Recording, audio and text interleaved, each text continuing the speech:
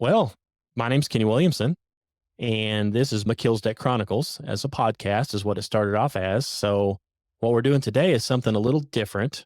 I'm interviewing Mike here today. So, I guess just take it from here and tell us what you want to talk about today. Sure. Well, yeah, my name is Mike Vera. I'm a board certified health coach, founder of Red Pill Health and Wellness. I'm on a mission to wake people up, and maybe we can go into what I mean by that. But yeah, I think when we spoke on the phone, we had said that we're going to talk about cults and that sort of thing, and some of the mentality that goes into that. And that's Yeah. something I'm really passionate about talking about because I do see that mentality and those mechanisms that allow people to fall into cults as being an important thing to talk about when we think about health, as weird as that might sound. All right. So, you're talking about mental health as well, obviously. I mean, mental health and physical. I mean, if depending on which cult you get into, they can kill you. I mean, some have. Yeah, it's really so it's mental health, but it's also like the result of the decisions that we make. So one of the unfortunate things that happens when somebody is in this cult like mentality is they kind of outsource their individual thinking to the collective group thinking. And this is something that's well documented that we know happens. There's a shift in mentality when people are in groups. And there are a lot of different things that can be put into place to facilitate this group type of thinking. And you see this in a lot of different areas through life. So, obviously, in actual cults, but you also see these same mechanisms working in things like team sports, in religions, and I'm not disparaging religions. I think there's a reason these mechanisms are in place. And you see it in like whenever we open up our social media, we kind of are in a digital crowd, which allows us to be influenced in a way beyond our own individual identity. There's a whole lot more to that we can unpack, but it basically, like I said, outsources individual thinking into group thinking. And when we have other people as part of a group making decisions kind of on our behalf, that's when we can really get into trouble and make decisions that might not actually benefit us. Right. I can see that. I've seen I know several people. In fact, my father was basically what I consider in a cult for years, and very similar thing. They control everything, and one of the ways they controlled everything was with literature. And you go to their group meetings, if you will, and their place they had meetings, their building has no windows, so it denies you even outside. You can't even look outside, and when they say, when you ask, well, where's the windows out, well, it's better for the heat and cooling bill, if we get rid of all the windows, but it also keeps you from seeing the real world, my opinion. So yeah. Yeah, that's exactly right. And part of the reason people can fall into cult like thinking is by being in a hyper controlled environment that really Mhm. does shape the way we think. And that's crazy to think that somebody could be cooped up in an area with no windows, but it is perfectly along the lines of what it takes to sort of separate someone from their individual identity. And this is actually a known phenomenon in psychology called de individuation. This is something that even something like advertising and marketing can take advantage of. But de-individuation is this idea that I kind of hinted at before, where we can be separated from our identity. And if you've ever been in like a large concert or something like that, you can kind of get a sense for what I'm describing here, where you look at all the people around you and you feel like you're part of this group in some ways. And so Mhm. it's something that we should be at the very least aware of. And there are all kinds of other tactics that can be used to facilitate de individuation. And I'll use sports as an example because sports is something that is, of course, all throughout our society here in the States and around the world. And so, especially with live sports, right? You're in a physical group. So, that already, step one to sort of instill this de individuation is being in that group. What else? So you have all these people wearing the same thing, almost like a uniform. That really visually takes people out of their identity. If you look around, you see everybody's basically wearing the same thing. It puts you in this collective consciousness sort of state. Mhm. Then, even further, you're all chanting and singing the same things at the same time. You're all doing your wave, hand movements, whatever it is. Like when you really find yourself doing all of these things in unison with a group, it really cracks open your mind and leaves you vulnerable. And I'm not suggesting there's anything wrong with the sports here, but it is something to be cautious about because even when you look as far back as the Roman Empire, right? They used the Colosseum specifically to use it as a propaganda mechanism to indoctrinate people. They just like we see today in the football stadiums. We have large groups of people in the Roman Colosseum. They're all chanting certain things. And the people in charge, they even went as far as getting people intoxicated with alcohol and opium to even further crack open their mind to make it more vulnerable. So, a lot of these things might seem obvious to some people, but to other people, it seems like many people just don't pay attention at all, right? And I'm a health coach. So when I talk to people, we talk about the things in our environment. We talk about, hey, you said you're eating snacks. You said it's getting out of control. Let's talk about your environment. Do you have snacks ready available? What signals is your environment sending to you that might make you want to eat snacks? Is the refrigerator right in your field of view? There's all these different questions we can ask about what is our environment telling us to do? Like, what are the signals being sent to us?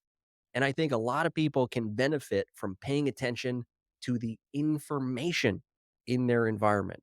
Very often we open up our phones, we open up our TVs, we don't even give it a second thought about all of the messaging that we're inviting into our minds.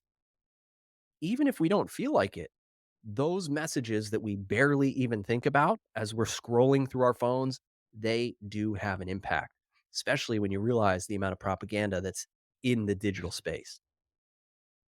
Right, and say, obviously, it is effective because, you can be sitting in your house like what we're doing right now, and you can mention something, and then you get onto your iPhone here a little bit later on Facebook, and you will see 5 ads.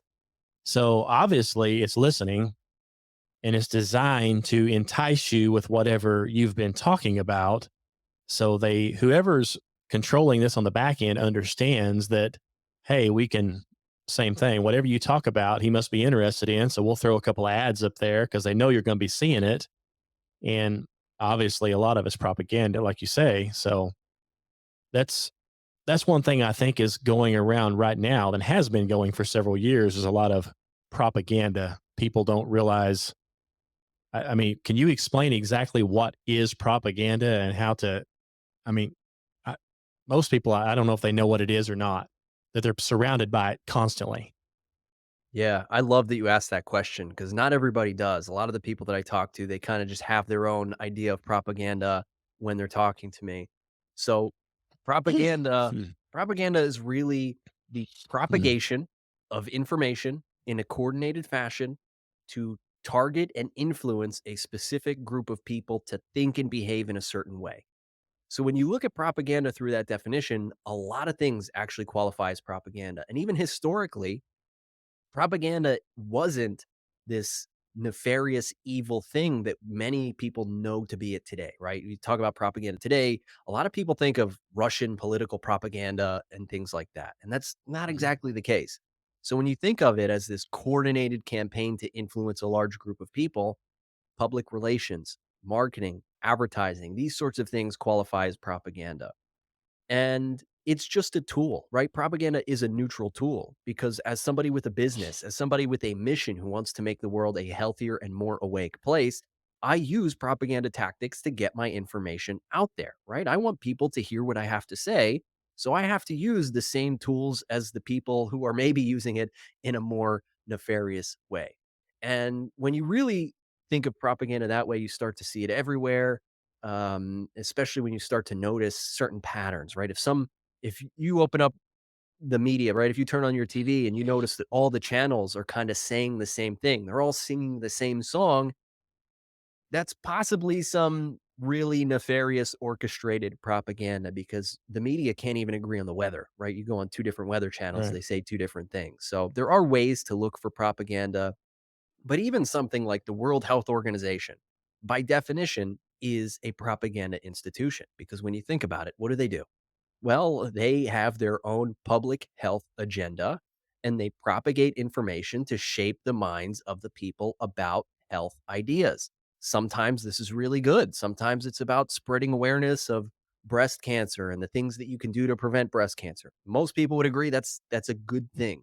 On the other hand, you have some of their shady financial conflicts of interest where maybe they're pushing questionable medical products on you without having done any of the due diligence, the research, the safety protocols that would normally go into place, all so that they can make some money. So, propaganda is a tool to spread information across a large group of people. Mm. Well, that makes perfect sense. I think that's exactly, obviously, that's exactly what they've been doing is using propaganda to, in this case, to scare people, I think, into taking personally, I think to take a medicine for a disease that you don't have. So, I think that propaganda is probably getting ready to start back up again from what I've been hearing on different radio sources and different news media outlets. I believe that same propaganda is getting ready to crank right back into its previously what it was doing. I don't know if you've heard that or not, but Yep, it does seem to be coming back. There are talks of lockdowns, talks of masks coming back. And look, I'm not here to judge anybody or tell anybody what to do. That's the last thing that I mhm, want to do. I would hope that given how the past few years have gone, that most people who are paying attention, most people who are not intellectually lazy, can see the world for how it really works, at least on some level. They can see that people like Fauci are proven liars, right? If you want to make mhm, healthy decisions, a good way to do that is to not trust known liars. And this is well documented, right? I'm not just being a jerk towards Fauci. You can go ahead and look at the emails that have been leaked of him creating fake email accounts so that they couldn't be FOIA'd, so that you couldn't, the Freedom of Information Act, you can go ahead and request Dr. Fauci's emails.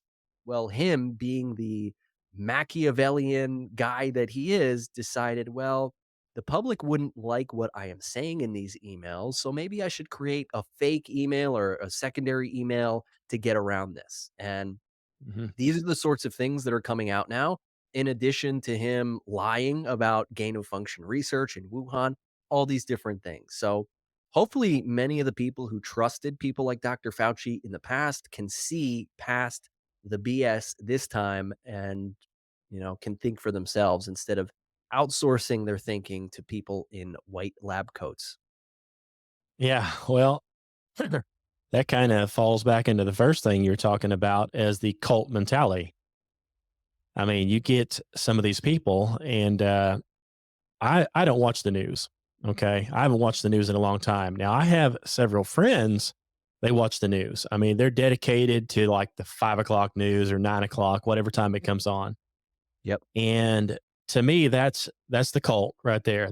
They've got the cult mentality because they sit in front of their TV and they tune into a very biased propaganda machine, and then they listen to everything it has to say, and then it scares them. So now they're scared about the propaganda they just heard, and so then this cult mentality comes in of, okay, I need to do what they say because I heard it on the news, I heard it on TV, and then I heard all my favorite celebrities, they all said the same thing. And then the commander in chief and all the people in charge and these big fancy doctors that are on TV 24/7, I heard it from them. So it must be true, must be true. And so once they get that in their head, then like trying to snap them out of that is next to impossible. So now those same people are going to say, oh, well, we need to get some more medicine and some more and some more. And we need to, even though they've proven the masks don't work and all that, well, we're going to start wearing it again. And so that's that cult like mentality comes right back into play all over again.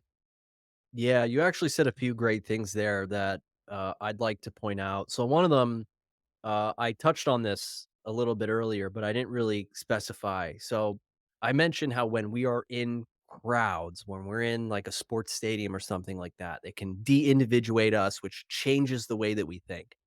Well, one of the interesting things that has happened in society is the emergence of these digital technologies. So we can be talking to friends on Facebook or in a chat room or something like that, even though we're not physically in the same space.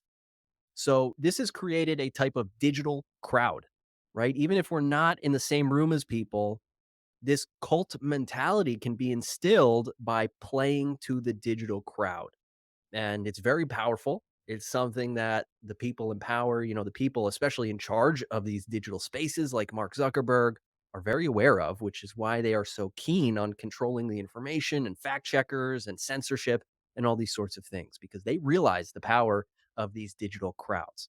But another thing, you also pointed out, even these people who are watching the mainstream news, it goes sometimes beyond that, right? Because sometimes they'll turn off the news and they'll find out that their favorite celebrity is saying the same thing that the news said, and maybe they find out their favorite corporate store, like Target, is also supporting some kind of agenda that they saw in the news, and it seems Hmm. to be coming everywhere. And that is part of propaganda. It is a coordinated effort, right? It's not like it's different from an advertisement. An advertisement is like a one-time display of information. It's a billboard, it's a TV, it's a 30-second broadcast, right? That's an advertisement. Propaganda is different because it's coordinated, especially in a way that's not as straightforward. Advertisements, it's an ad. It's pretty much labeled. It doesn't specifically say ad, but when you're watching an ad. Propaganda is often more egregious because you can't always tell when you're being propagandized, right? You have these celebrities that are being paid off for, like, here's an example, this whole eating bugs movement, which you're starting to see. You have news articles going out talking about the benefits of eating bugs. You have people in power like the World Economic Forum saying you should eat bugs. You have these celebrities being paid. So you have all these clearly coordinated messages coming. That is propaganda. I mean, we can Hmm. talk about eating bugs. That's a whole separate story. But that's just one example of how you can clearly see the coordinated efforts because they're all kind of saying the same thing at the same time. At least it's a little bit suspicious. Um, and one more thing that you mentioned that I wanted to comment on was that all you really see in the news is fear.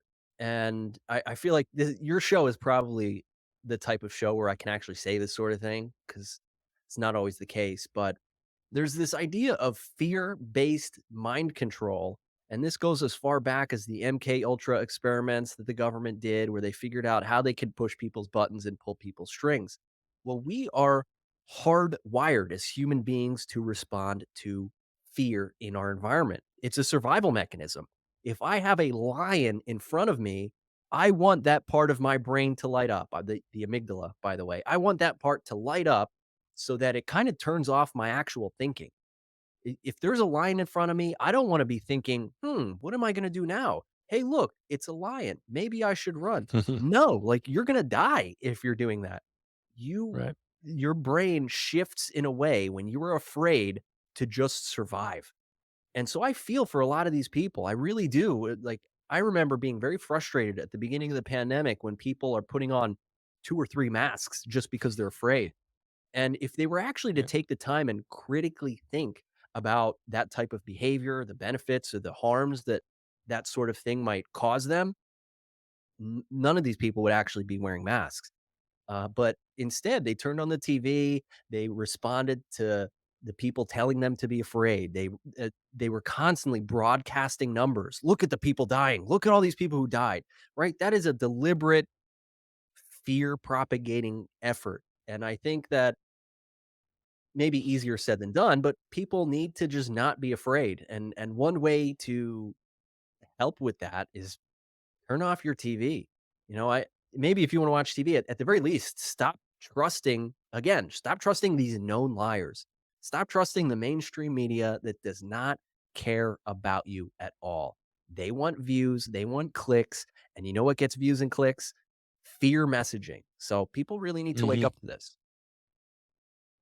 Yeah, I can agree with that. I And what's funny is I've seen on all alternative type news sources, like for example, Fauci, and of course, this never makes the mainstream, but he's standing there waiting to go live or something on the news, and he doesn't have a mask on. And they're like, look at him. They're like, okay, you've got so many seconds. So he hurries and puts a mask on. And then it's like, now, so you've got to wear this mask. And it's like, but we have you on camera 5 seconds ago not wearing a mask, just acting normal. So you don't normally wear the mask when the camera's not in your face, but you try to show that clip to somebody that's in this, I'm going to call the mask cult here, okay, or the hokey pokey cult, whatever you want to Yeah. call it. Yeah. I don't want to hear that. I absolutely don't want to see that. No, he said to do it, so we got to do it. And he's a PhD or whatever supposedly, he is, and so he knows. He's on the news. They know, so do it. Do whatever they say. Does now, yeah. Yeah, you bring up a good point. The fact that he would recognize, like, oh, the camera's on, I better put on my mask. He knows that just having that mask on TV will Hmm. influence a subset of people. And there's another silly example around masks where it was Governor Tom Wolf of Pennsylvania when he was still governor. He was giving a speech, him and a few other politicians, and there was a hot mic, right? These people didn't know the microphone was on, that the cameras were rolling, and you can hear this lady, I don't remember her name, but she's on stage with Governor Wolf, and she goes, I'm going to put my mask on, even though it's all political theater. And Governor Tom Wolf goes, oh, ha, ha, ha, ha. So these people realize the impact that they're having just by being on camera and, you know, being well presented, having a suit or having a white lab coat, right? These people take advantage of the mechanisms in which we operate. So there is some reason, some legitimate reason where we look at someone with a white lab coat and we trust them, right? We go, okay, you're a doctor. I trust you, right? These are other things that are hardwired into our brain. And it gets into like in group, out group bias. These are things well studied in psychology.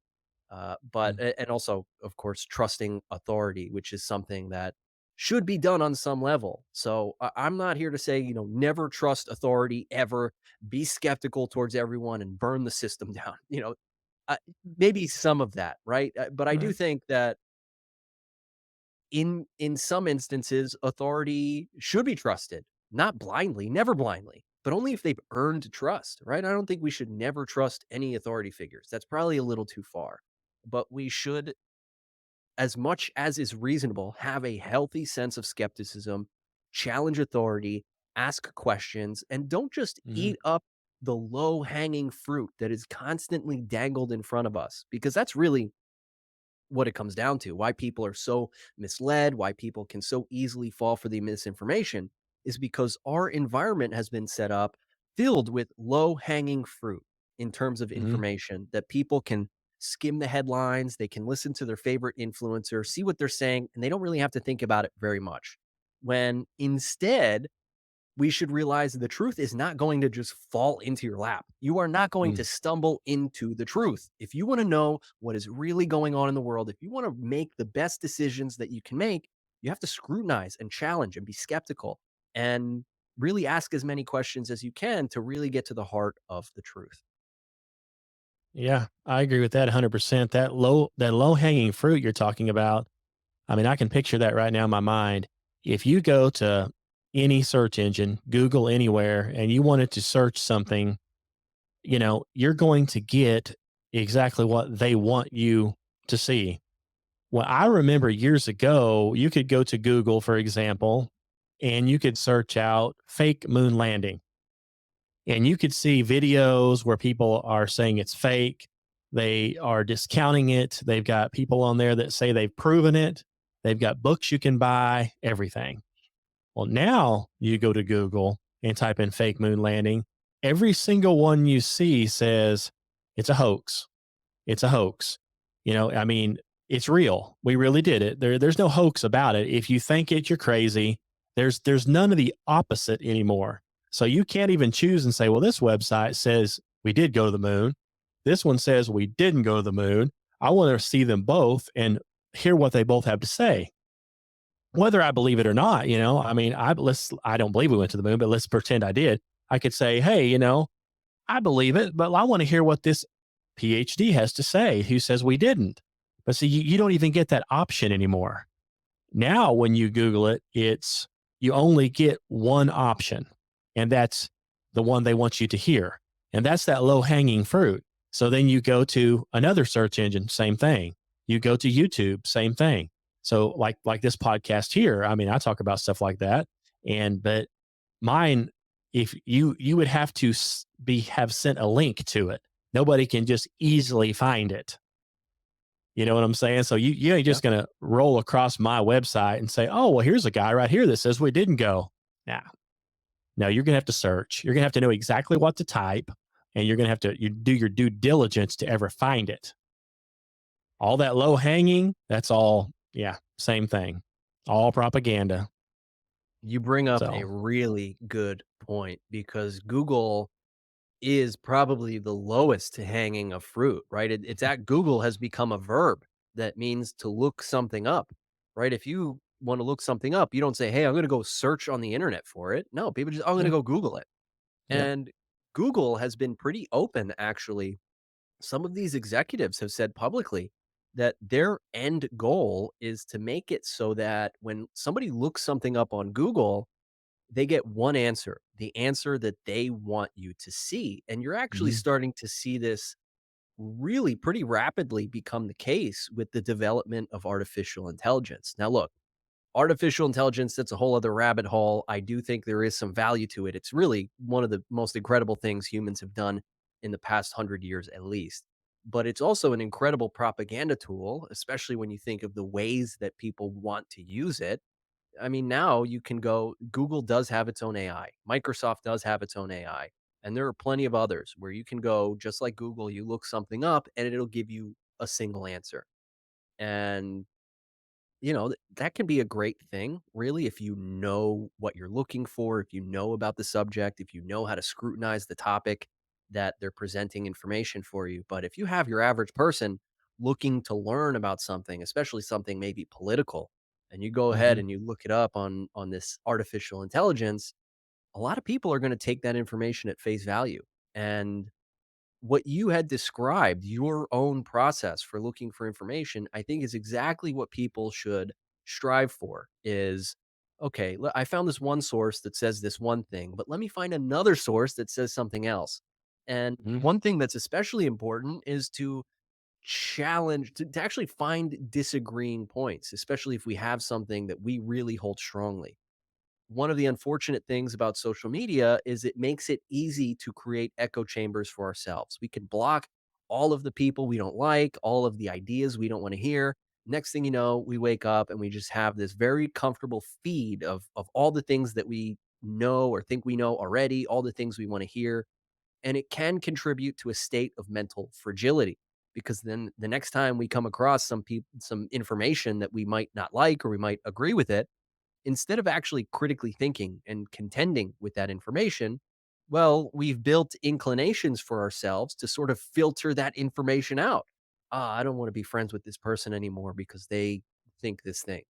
When I think as a society, we should learn to be not only more accepting of people's ideas that we might not agree with, that gets into the idea of the health of society, but even on an individual level, when it comes to just parsing through ideas, it does seem like the right move should be to find information that maybe contradicts each other because that forces us to mhm. actually think about it. Well, if this one person over here says this, but they over here said the total opposite, what's going on there? Why is this the case? Who can I trust?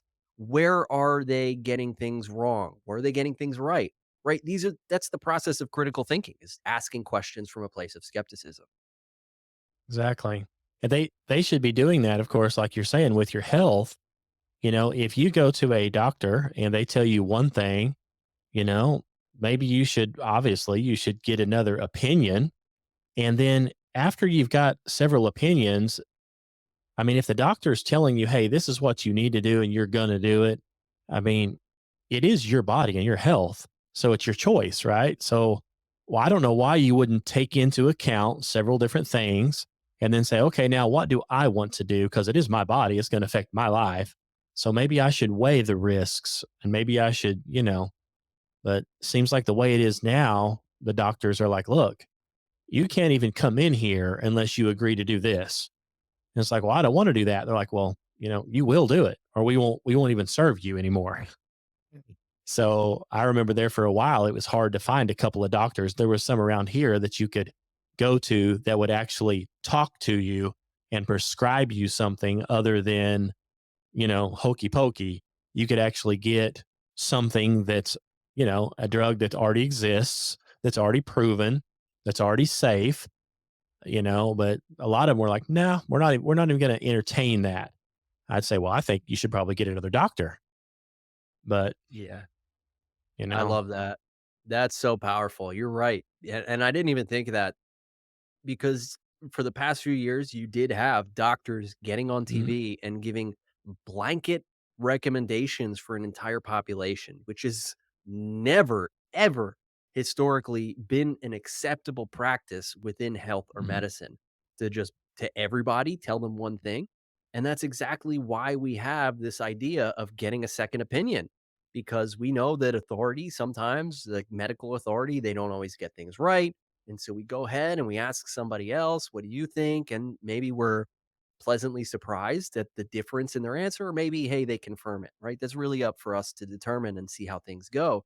But for the past few years, not only did we not really have that option presented to us, but if you even considered it, you were made out to be a terrible person, mhm, irresponsible. How dare you not do this for the greater good? It's really disgusting the level of attack that the system, if you want to call it that, used mhm. against the people who were actually critically thinking and challenging what we now know to be the incorrect way to approach the situation. We have enough Mm. data and medical evidence to suggest that some of these interventions that were suggested to us and in some cases mandated for us were not the best solution for us after all.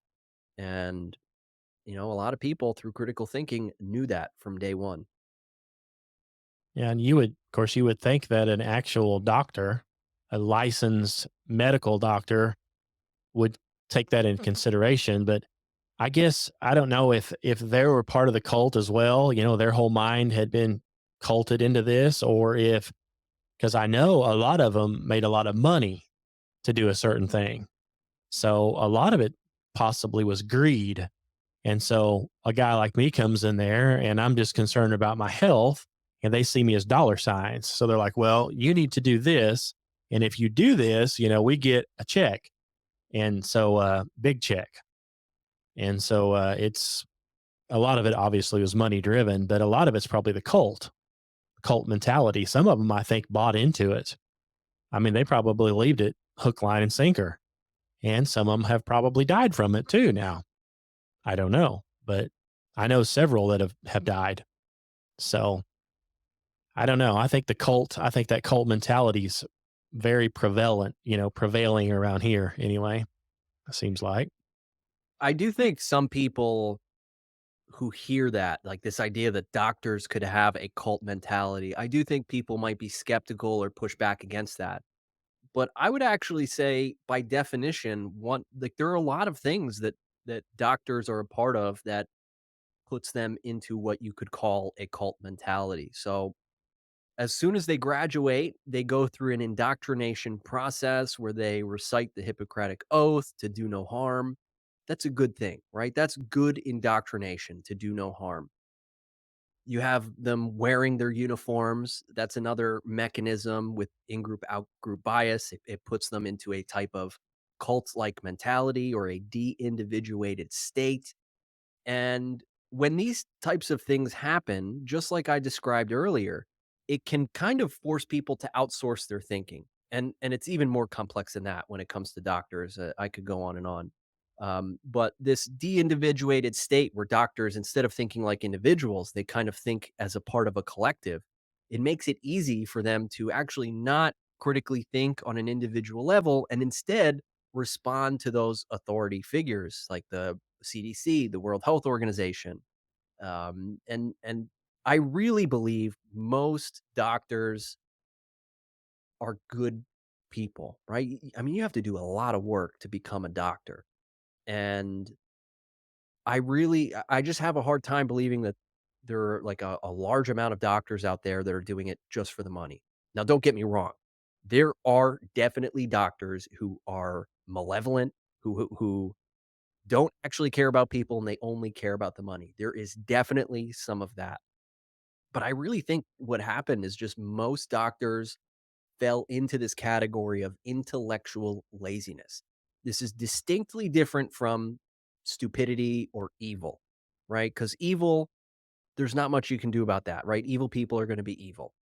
Stupid people, low intelligent people, there's really not much you can do about that either, right? We know from research that people who actually have low intelligence, there's not much that can change their level of intelligence. But I really think what happened most in society over the past few years is this idea of intellectual laziness. These are people who do have the ability to think about things. I mean, many doctors are brilliant. You have to be at least pretty smart to be a doctor. And because of the way the environment was set up, because of the incentives put into place, because of the authority structure put into place, it gave them little reason to think about things thoroughly, to challenge the status quo, and they kind of were just plugged into a system, almost like just floating down the river, floating down a stream, going with the flow Hmm. instead of, looking up and seeing, okay, something's not right here. They're not listening to their intuition. I really believe this is intellectual laziness. And that's actually, I think, a good thing because laziness can be fixed. Evil, I mean, evil just has to be wiped off the planet, right? You can't make somebody not evil. Stupidity, again, there's not much you can do about that. But for people who are intellectually lazy, people who can think but are not doing it, we just need to wake those people up. Easier said than done because I do think that, Right. well, that's a whole other rabbit hole. But I do wonder about how many of these doctors are starting to wake up to some of the damage that they might have done.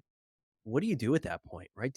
I mean, if you think you harmed people and killed people with some of the interventions that you put out there, I don't know.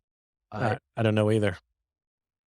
Yeah. Only thing I can figure is they're probably like, look, we're following what the CDC said. We're following instructions.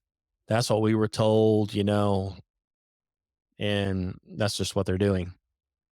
But what I And mean, what do you even do with that, right? Because that's you go back to Nazi era, right? That it's the same excuse. I was just doing what I was told. I was But following no, orders. exactly. Nobody Hmm. accepts that as an excuse.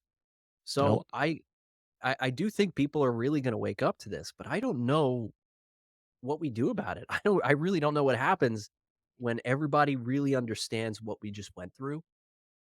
Do people treat it like we treated the Nazis and go, "Okay, well, you were just following orders, but you're still an evil person for having done what Hmm. you did to all those Jews," right?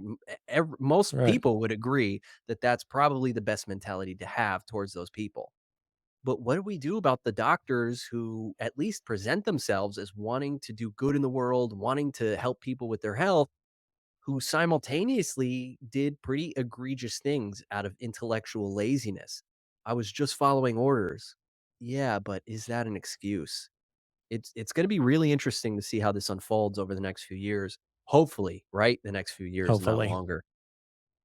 Hopefully some of the people that have been, scarred for life or their life has been ruined over some of this stuff, hopefully at least there'll be maybe some monetary, hopefully you can sue over it maybe. I mean, that's probably the only thing you could do to a doctor is say, "Hey, you didn't check into this and you gave it to me and I felt, I fainted before I even got out the door here.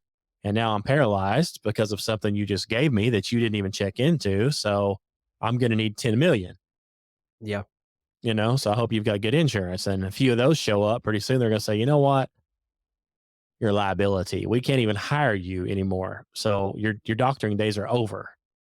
Yeah. I I mean, agree. That seems reasonable. that If seems you think reasonable to me. If you did all this damage, you should not be practicing medicine anymore. I think that's like the bare minimum, really. Yeah. And I think it's just gonna be up to us as a society to figure out what else. Because I really, Hmm. not to beat this to death, but I really do, I try to put myself in their shoes. I really try to give people the benefit of the doubt as much as possible. And so just thinking, let's say I've gone through medical school, I'm a doctor, I've been indoctrinated into do no harm, right? And so in my mind, giving people this intervention is the right thing to do, right? I'm saving lives out here, especially in a world where you have people challenging my authority and telling me I'm doing the wrong thing. I'm going to do it even harder now because I so strongly believe in this. I'm going to do this to as many people as I can. I have to give them props for their conviction and for following through in what they believe so strongly, but to have gotten something so wrong, I don't Hmm. know. I don't even have an ending to that. That's just me thinking out loud about how things might unfold. I just really don't know. Yeah, I don't know either. Of course, I think that someday, maybe not in our lifetimes, but I think they're going to be held accountable if they did it and they did it on purpose.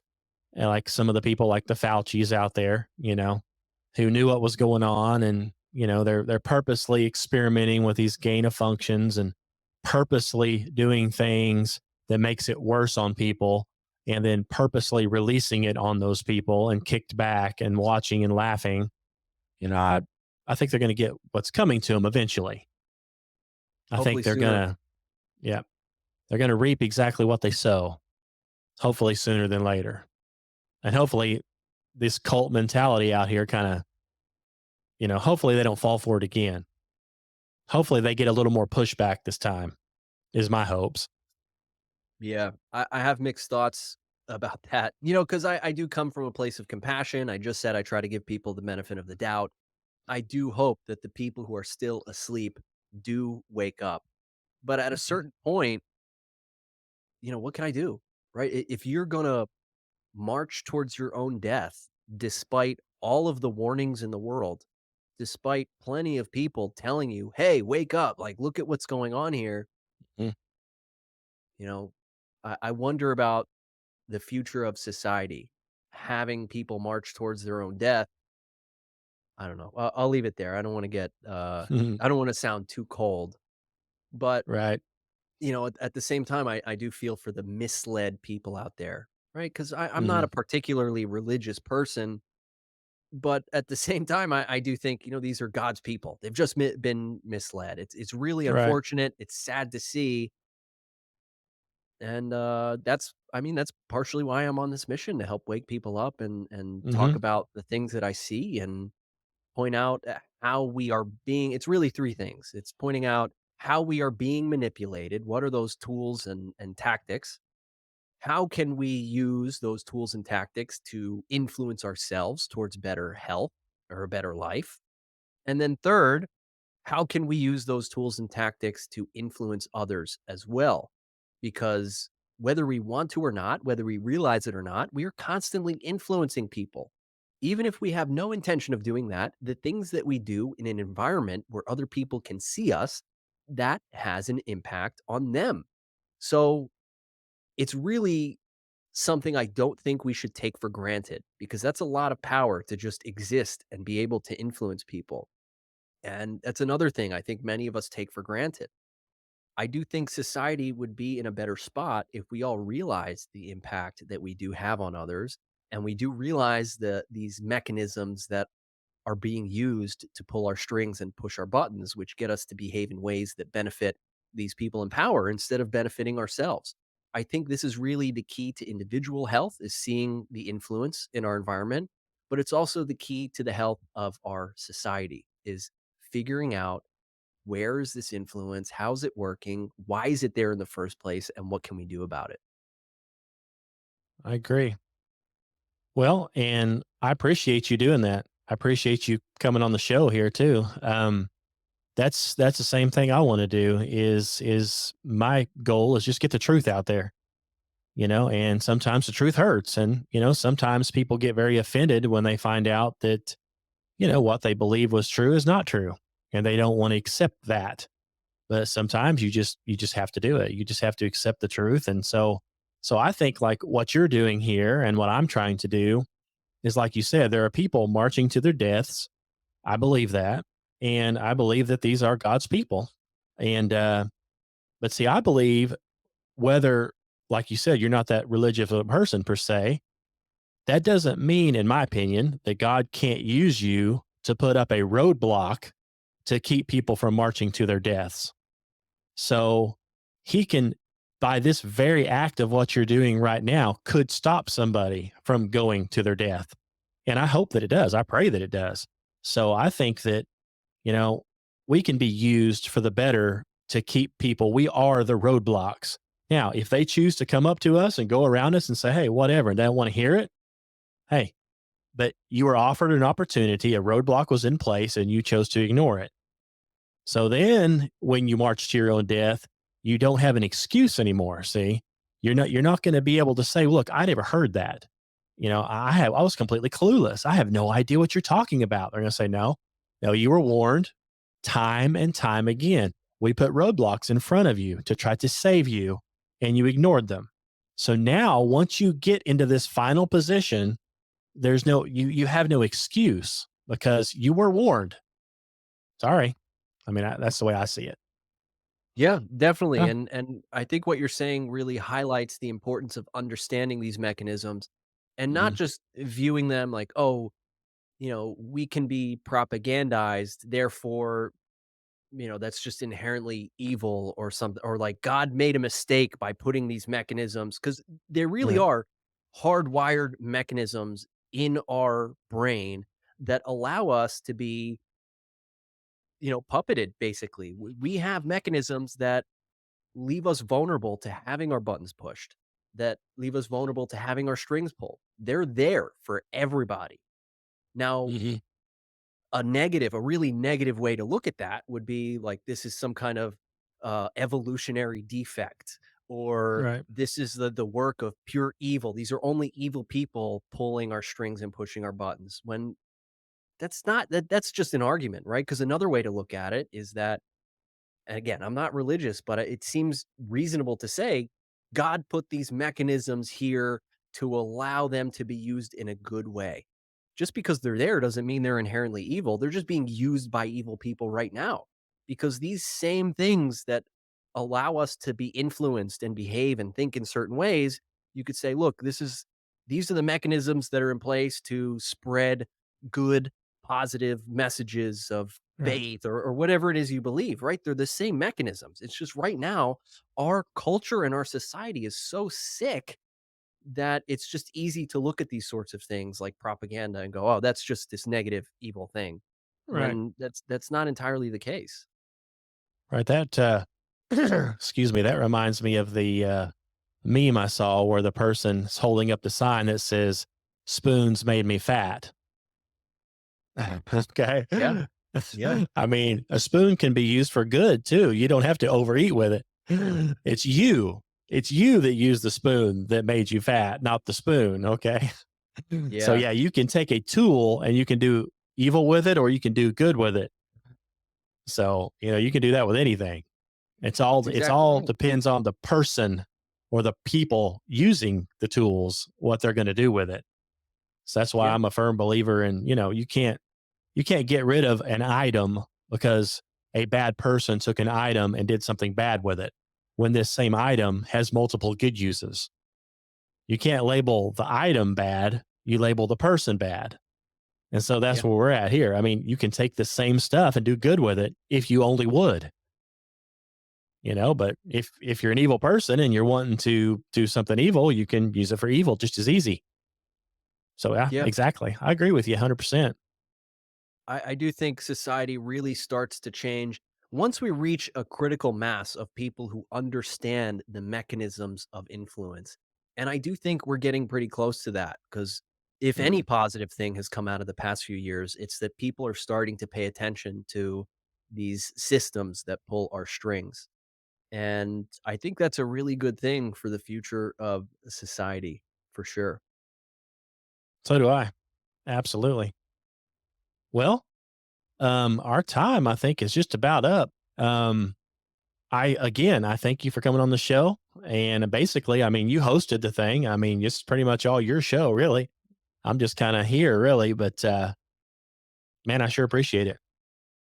Kenny, thank you. And I think you're doing really important work. It does take some bravery to speak the truth, especially as you Mm, said earlier. Sometimes people get offended by speaking truth. And there are definitely some people out there who would, shy away from that. I don't want to offend anybody. I just want to be a good person. But it does take strength to say, hey, I am a good person and I am going to speak truth, whether or not you're offended. all And right. there's definitely a difference between being offensive, right? If I call you a mean name, that is being offensive. But that's very different from me saying something I believe to be true and you get offended by it. Those are two very different things. And it's Hmm. something that you seem to recognize, and I commend you for that. So keep up the good work. All right. I sure appreciate it. So, yeah, thanks for being on the show. And I guess that's it. Thanks again, Kenny. You're welcome. All right.